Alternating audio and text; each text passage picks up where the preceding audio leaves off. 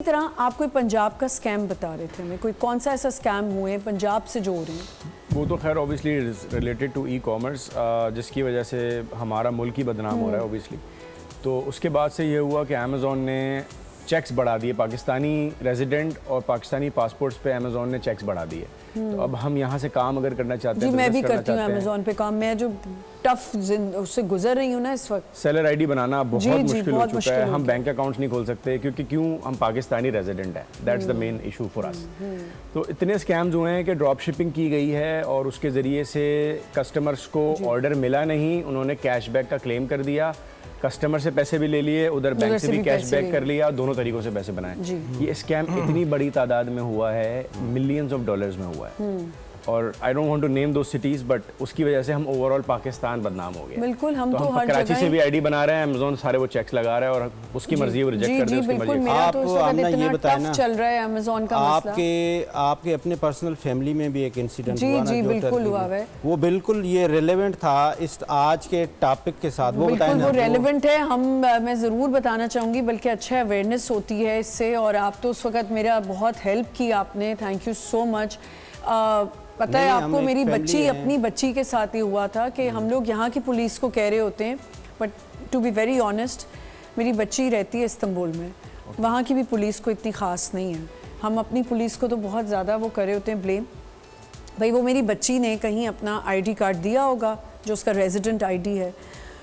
अब वो बच्ची वहाँ से कराची आ गई, और जो वो नाइजीरिया कॉल आपने कही कि वो कराची जब आई हुई थी 2 साल पहले की बात है, कराची आई हुई थी, वो नाइजीरिया से उसको कॉल्स आ रही थी और वो मजाक में बंद कर देती थी, मुझे उसने नहीं बताया था।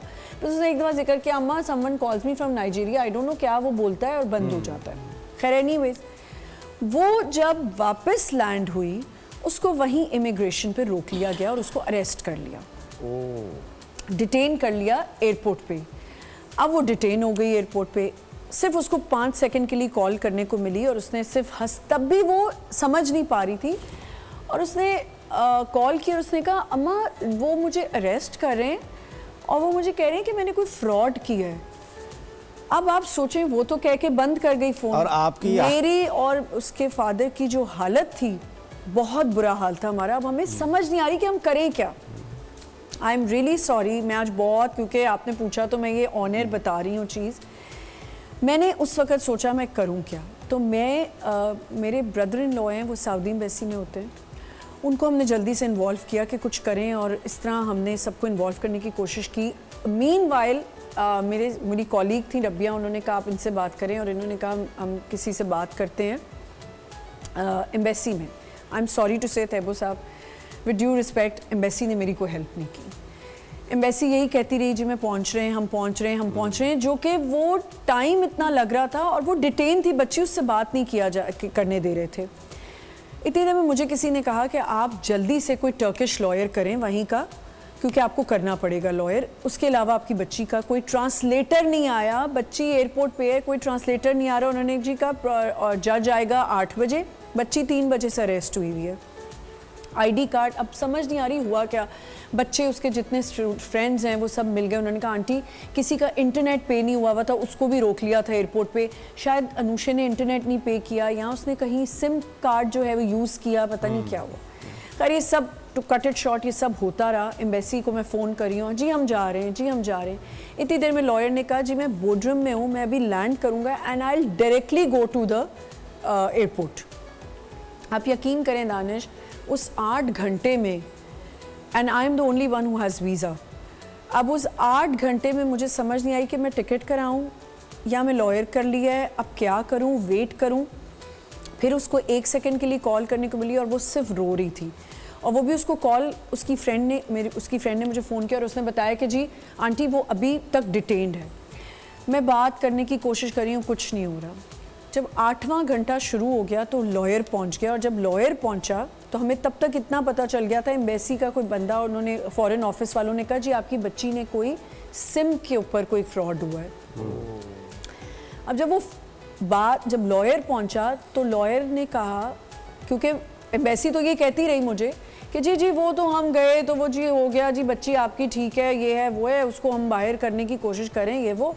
जब लॉयर पहुंचा, उसको पैसे मैंने पे किए हुए थे, उसने खैर प्रोसिक्यूशन, विदाउट प्रोसिक्यूशन मेरी बच्ची को बाहर निकाला। पता चला कि उस बच्ची का आईडी कार्ड किसी एशिया साइड पे किसी लड़के ने उस सिम कार्ड से किसी को फ़ोन करके 5 लाख रुपए यहाँ के फ्रॉड किया किसी टर्किश बंदे के साथ वहाँ के लीराज में। वो उसने फ्रॉड किया और उसने कहा कि जी खैर जिसने रिपोर्ट की हुई थी उसने कहा ये तो लड़का था। जब बच्ची वहाँ से टेक ऑफ कर रही थी, हमारी एम्बेसी को पहले से पता था क्योंकि उस बच्ची के नाम की कंप्लेन गई हुई थी, किसी ने नहीं बताया। जब वो वापस लैंड हुई तो उसको अरेस्ट किया गया 8 घंटे। अब जब मेरी बच्ची बाहर आई बिल्कुल ट्रॉमेटाइज थी। उसने आके कहा कि लॉयर जब तक नहीं आया था मैं सिर्फ हाथ जोड़ी थी, कैमरा था और एक डब्बा था जिसमें मुझे बंद किया हुआ था कमरे में और नाइजीरियन लोगों के साथ और उनके साथ, और मैं हाथ जोड़ जोड़ के उनको कह रही थी कि मुझे सिर्फ पानी दे दें, तो मुझे पानी भी नहीं दिया जाता और बार बार पाकिस्तान पाकिस्तान, नाम भी नहीं ले रहे थे, पाकिस्तान पाकिस्तान, मेरे पासपोर्ट को फेंक रहे थे और उनको कहा पाकिस्तान ये फ्रॉड किया है और उसकी बात ही नहीं सुन रहे थे। जब लॉयर आया तो उनको लगा, ट्रांसलेशन हुई, ट्रांसलेशन करके उस बच्ची को बाहर बुलाया गया। तो मैंने अपनी बेटी से पूछा कि जब हमारी एम्बेसी से लोग आए, उसने कहा हमारी एम्बेसी वाले जब आए अम्मा तब तक लॉयर आ चुका था, एम्बेसी वाले कुछ नहीं कर सके और एम्बेसी वाले ने मुझे कहा अब तो आपकी मदर ने लॉयर कराया, यही आपको घर छोड़ देगा। तो लॉयर ने ही वहाँ से छोड़ा मेरी बच्ची को, घर, खाना खिलाया, उसका सामान लिया और उसने मुझे कहा your daughter is perfectly fine right now. मेरी बेटी 2-1.5 महीना घर से नहीं नीचे आ सकी और जब वो काली FIA वालों को देखती थी, वहाँ के इमिग्रेशन वालों को, तो वो उसको पैल्पिटेशन शुरू हो जाती। जाहिर बात है छोटे बच्चे ना, तो उस दिन से मैंने अपनी बच्ची को कहा कि ID कार्ड अपना तुम कहीं नहीं दोगी। उसने कहा बट ये हो ही नहीं सकता क्योंकि मुझे कहीं ना कहीं तो ID कार्ड देना ही होता है। इसका मैसेज भी एक इम्पॉर्टेंट आप दे सकती है ना कि वो जो बच्चे हमारे बाहर पढ़ रहे हैं जी, उनको ये चीज़ बिल्कुल भी नहीं करनी चाहिए, ID नहीं देना चाहिए। अपना सिम कार्ड, उसके ID पे किसी ने सिम निकवाली हुई थी, इमेजिन। तो ये चक्कर निकला कि जी सिम कार्ड किसी ने इशू करा के नंबर से उसके कॉल की और किसी से पैसों का फ्रॉड किया। उस बंदे ने कहा, खैर वो बंदा आया, उसने कहा, कोर्ट गई वो दूसरे तीसरे दिन, वो बंदा आया, उसने कहा जी मुझसे तो किसी लड़के ने बात की थी और ये बच्ची तो तब थी ही नहीं मुल्क में। तो आप सोचें कि आप अपने, ये एक बात, और एक मैं सिर्फ अपने कंसर्न लोग जो एम्बेसीज वाले हैं उनको चाहिए अपने सिटीजन बच्चे स्टूडेंट्स का बहुत ख्याल करें। और